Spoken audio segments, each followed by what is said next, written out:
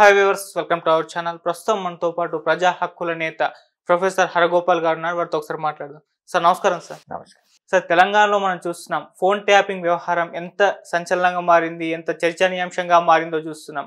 అంటే phone tapping వ్యవహారంలో కేటీఆర్ గారి పైన ఆరోపణలు రావడం, బీఆర్ఎస్ గవర్నమెంట్ లో ప్రతిపక్షాల పైన అందరు ఫోన్లు ట్యాప్ చేశారని చెప్పేసి ఎన్నో ఆరోపణలు రావడం చూస్తున్నాం.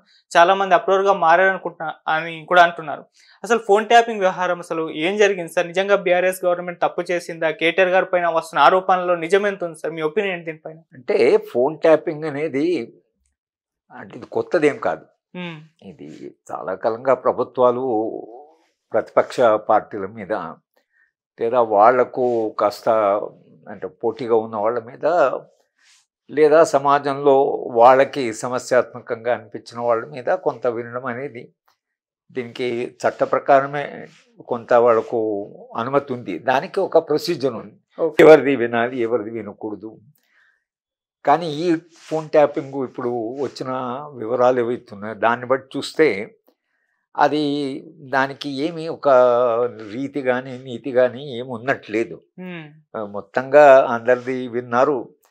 ఇప్పుడు ఆ ప్రభుత్వము లేదా కేసీఆర్ వాళ్ళు చెప్పిన వాళ్ళే కాకుండా పోలీస్ వాళ్ళు ఎవరికి తోస్తే వాళ్ళని చేసి అతి ఉత్సాహంగా, అంటే ప్రభుత్వం కంటే కూడా అతి ఉత్సాహంగా వాళ్ళకి సమాచారం ఇవ్వడం, సరే ఇది జరుగుతుంది సరే ఇది జరుగుతుందని ఇంటెలిజెన్స్ ఏజెన్సీ ద్వారా ఈ ముఖ్యమంత్రిని చాలా ఇంప్రెస్ చేయడానికి, అంటే ఆయన దగ్గరికి పోవడానికి కొంత అధికారాలు ఆలోచించి, అంటే ఆయనకు దగ్గర పోతే తమకి ఇంకేవో పదవులు వస్తాయనో లేదో ఏదో ఆశించి తమ వృత్తి ధర్మాన్ని, చట్టబద్ధ పాలనను, తమకుండేటువంటి పరిమితులని వీటిని దాటి పోయి పోలీస్ యంత్రాంగము ఈ పని అయితే చేసిందో, ఇవాళ ఈ ఫోన్ ట్యాపింగ్ నుంచి మీకు బయటకు వచ్చిన సమాచారం ఇవాళ ఏదైతే వస్తున్నదో ఇది వాళ్ళు చేయవలసింది కాదు.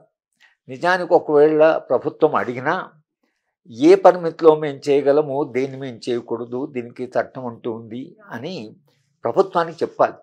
మనం ఇది చేస్తే మనము ఇది అంటే రేపు ఇవాళ కేసీఆర్కు అధికారం పోయింది, ఇప్పుడున్న ప్రభుత్వం కూడా కంప్లీట్గా అదే పద్ధతి ఉపయోగించింది అనుకోండి. రేపేమీ కేసీఆర్ ప్రభుత్వం మా మీద ఫోన్ ట్యాపింగ్ అనడానికి రాదు. మీరు చేసిన పనే వాళ్ళు చేస్తున్నారని అనొచ్చు. కనుక మీరు ఒక పని చేసేప్పుడు ప్రభుత్వంలో అధికారులు ఉండేవాళ్ళు, ముఖ్యంగా రాజకీయ నాయకులు ఒక పని చేసేటప్పుడు ఇది మళ్ళీ మన మీద కూడా ఉపయోగించవచ్చు.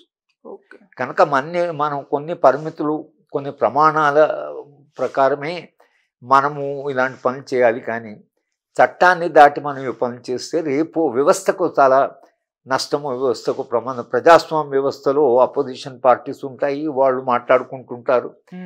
తమ స్వంత యొక్క మినిస్టర్స్ మీద కూడా, అధికారుల మీద, బయట ఉండేటువంటి అంటే కాస్త ప్రభుత్వాన్ని విమర్శించే వాళ్ళ మీద, అంటే మీరు ఇది ఇన్సెక్యూరిటీ.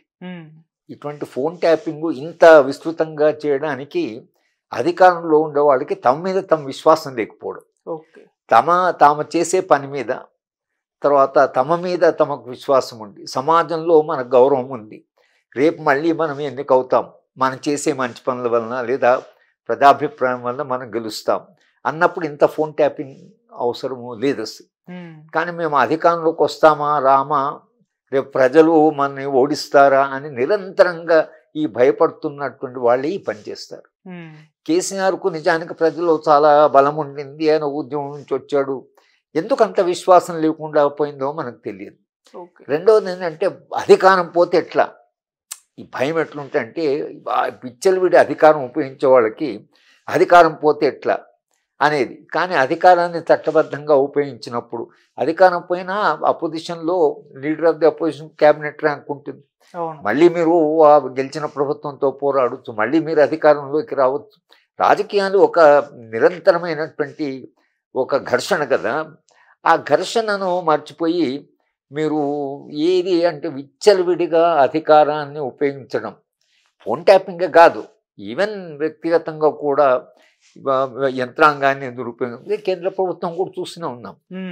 వాళ్ళు యంత్రాంగాన్ని, ఈడీని, ఇంటెలిజెన్స్ను, తర్వాత వాళ్ళు ఎట్లా ఉపయోగిస్తున్నారో చూస్తూనే ఉన్నాం. దానికి వాళ్ళు కూడా దానికి దెబ్బతింటారు. ఇవాళ పెగాసస్ అని మీరు వినే ఉంటారు. ఇప్పుడు ఇజ్రాయిల్ కంపెనీకి కోట్ల రూపాయలు ఇచ్చి భారతదేశంలో ఉండే వాళ్ళ మీద ఒక నిఘా పెట్టి జడ్జిల మీద, తమ స్వంత మంత్రుల మీద, మాలాంటి వాళ్ళ మీద కూడా, జర్నలిస్ట్ మీద, ఎడిటర్స్ మీద, ఇట్లా ప్రజాస్వామ్యంలో ప్రజలు స్వతంత్రంగా స్వేచ్ఛగా తమ అభిప్రాయాలు చెప్పుకునే వ్యవస్థ కదా. ఇదేమి ఒక నిరంకుశ ప్రభుత్వం కాదు కదా. నియంతృత్వ ప్రభుత్వాలు ఈ పని చేస్తుంటాయి, ఎందుకంటే వాళ్ళ నియంతృత్వం కాబట్టి.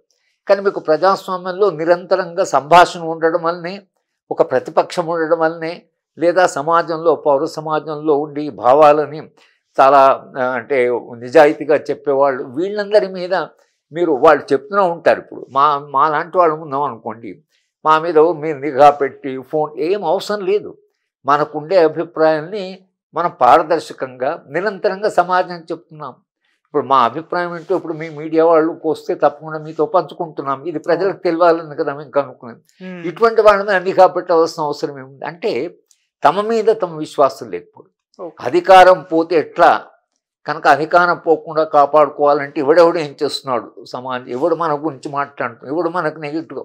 మీ క్యాబినెట్ మీదనే ఒక్కొక్కసారి మీకు విశ్వాసం, మీ అధికారుల మీద మీకు విశ్వాసం లేవు అంటే కేవలం ఆ పోలీసు అధికారులు ఎవరైతున్నారు వాళ్ళే చాలా డిపెండబుల్ అయినట్లు, వాళ్ళే చాలా నిజాయితీ ఉన్నట్లు, వాళ్ళే ఏమి తప్పులు చేయకుండా రికార్డ్ చేస్తారనేది ఏదైతుందో, ఈ అతి విశ్వాసము పోలీస్ యంత్రాంగం మీద, తమ అధికారుల మీద, తమ మంత్రుల మీద, తమ ప్రతిపక్ష ఎవరి మీద కూడా నమ్మకం లేనటువంటి ఒక రాజకీయ సంస్కృతి రావడం వల్లనే వాళ్ళ ఫోన్ ట్యాపింగ్ వచ్చింది.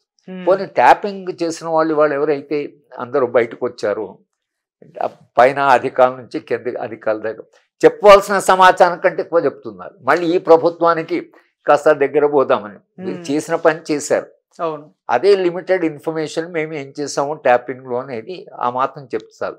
మేము డబ్బులు పట్టుకున్నాము, మేము అపోజిషన్ లీడర్ ఎన్నికలు అప్పుడు చేసినాము, ఇన్ని లక్షలు పట్టుకున్నాము, మేము అది చేసామని తాము చేసిన పని చాలా తప్పు పని, కానీ తాము చాలా సరైన పనే చేసినాం. పోనీ మరి మీరు అధికార పార్టీ డబ్బులు పట్టుకున్నారా?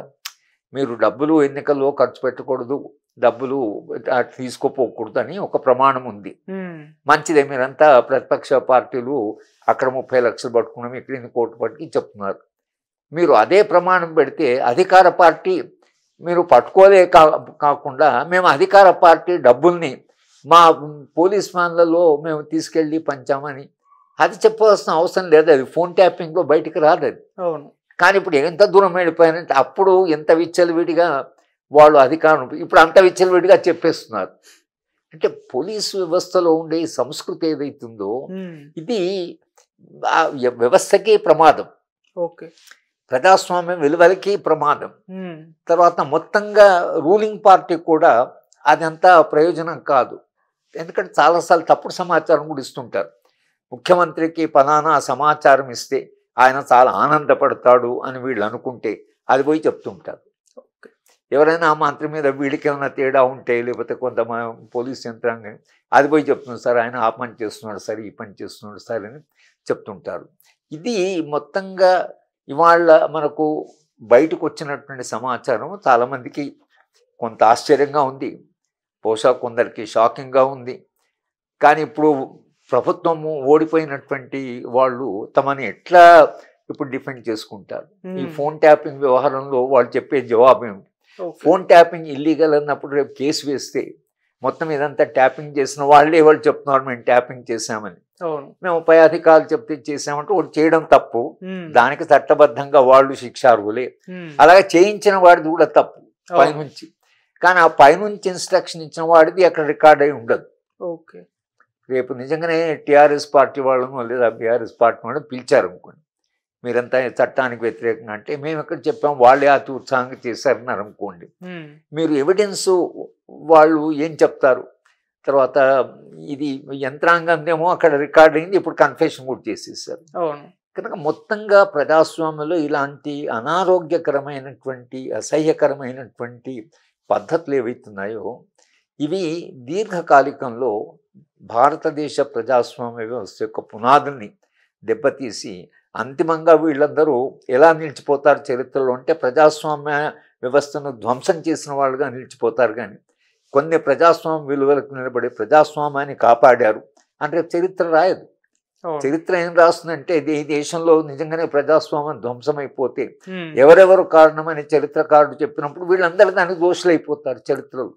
ఒక సెన్స్ ఆఫ్ హిస్టరీ, మనం చేసే పని ఎట్లా నాగరికతకు పనికొస్తుందా, సమాజం ముందుకు పోవడం, ప్రజాస్వామ్యం బలపడుతుందా, ఈ ప్రమాణాలు ఈ నైతికత లేకపోవడం ఏదైతుందో దానివలన ఇవాళ మనకు ఈ ఫోన్ ట్యాపింగ్ వ్యవహారాన్ని కూడా మనం ఆ లార్జరు ఆ విశాలమైనటువంటి ఒక మార్పు, సమాజంలో ప్రజాస్వామ్య వ్యవస్థ దెబ్బతింటున్నటువంటి మార్పులో భాగంగా మన టెలిఫోన్ ట్యాపింగ్ చూడాలి. Okay sir, thank you so much sir.